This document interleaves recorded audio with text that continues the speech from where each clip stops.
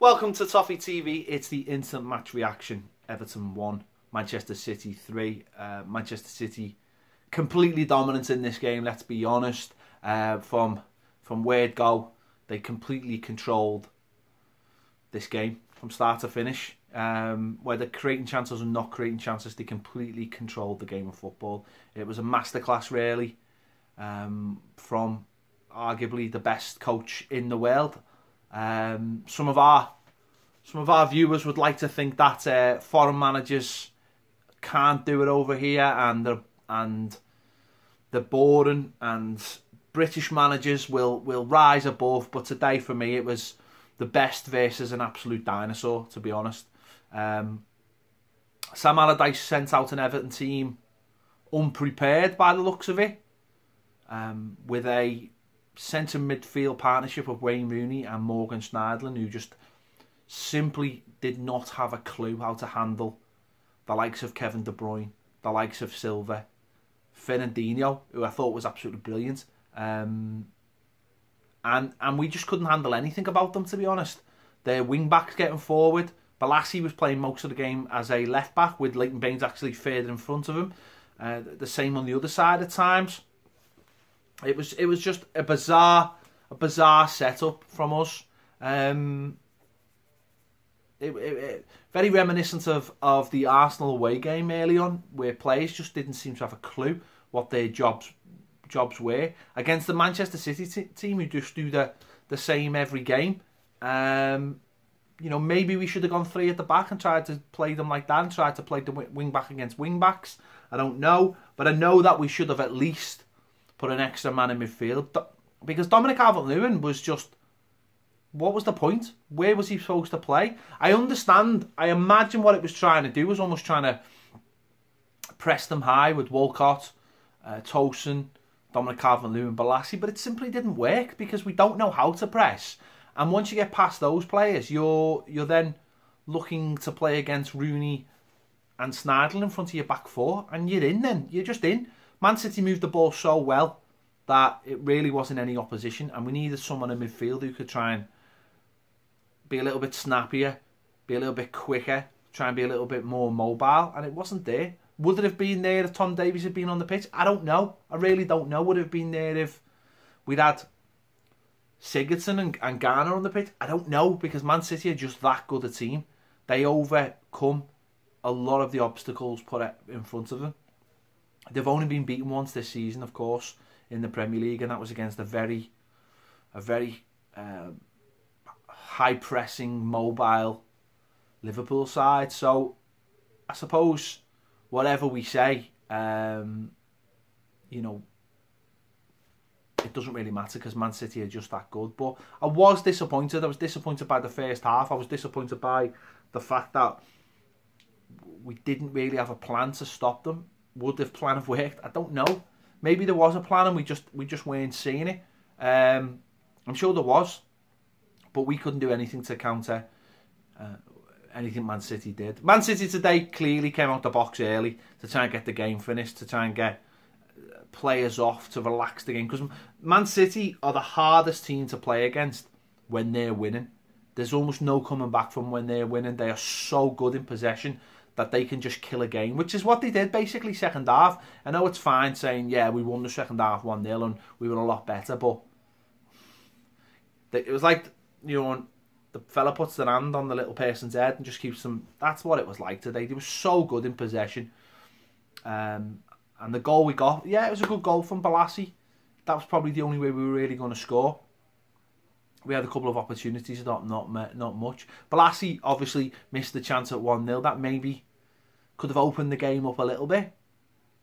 They went down the other end of the pitch and got the second, and that was actually, you know, game over. But it showed the levels of the team. It shows where the teams are. It shows where we have to improve, which is basically all over the field.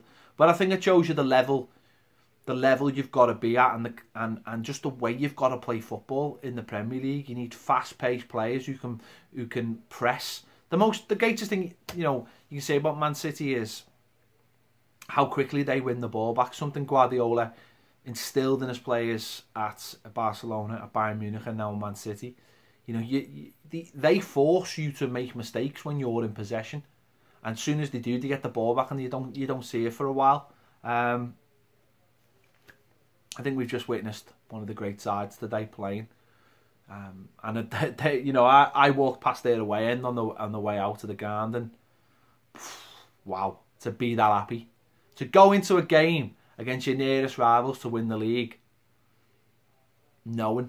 being super confident that you're gonna win it is just, that must be an unbelievable feeling. You know, they were magnificent, and we had nothing. We had absolutely nothing we could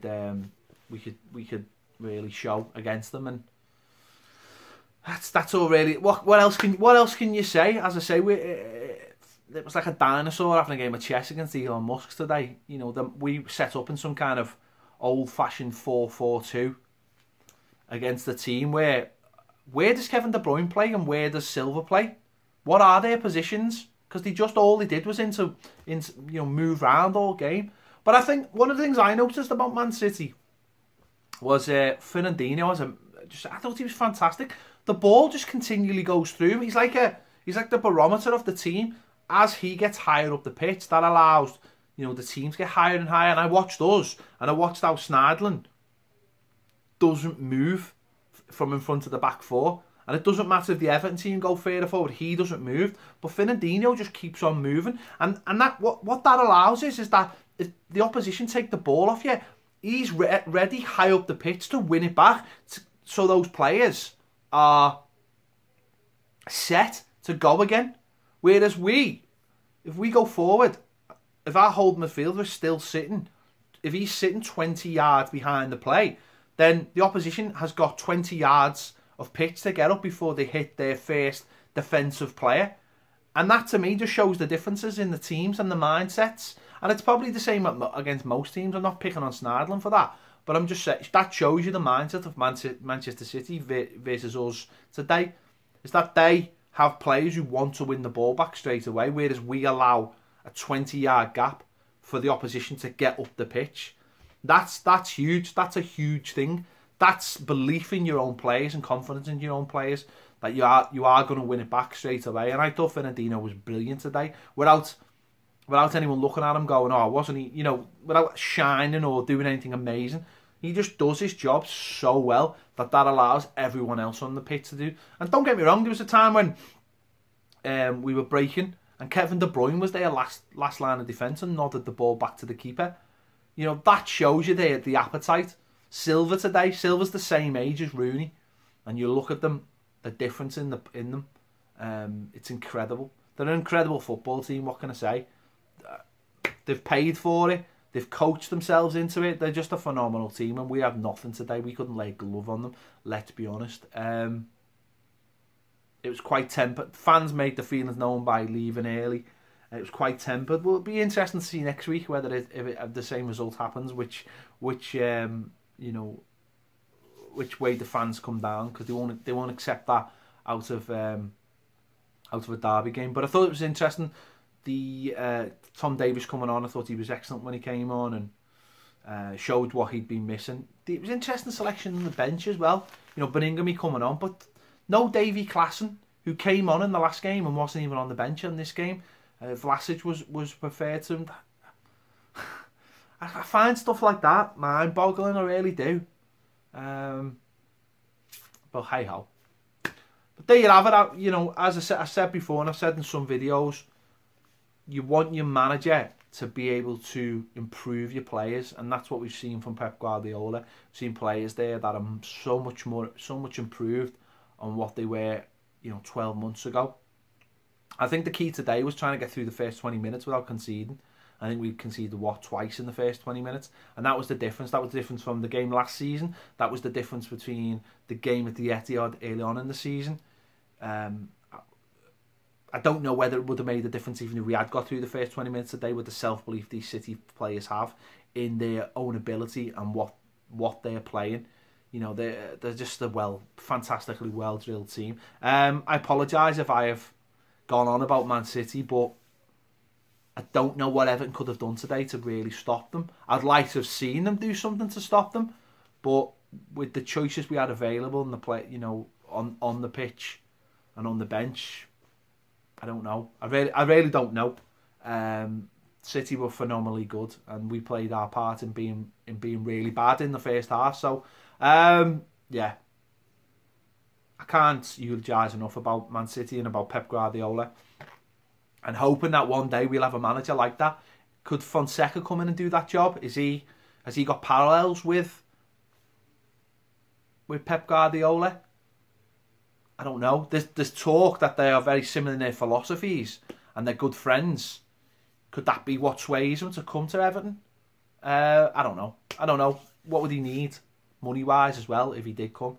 Because that team certainly couldn't play anywhere near the levels of Man City. So let me know your thoughts in the comments. We won the second half. Let's take that positive out of it. Balassi hit a shot on target. And you know what? Hitting one post and hitting the other post, beautiful. Absolutely beautiful.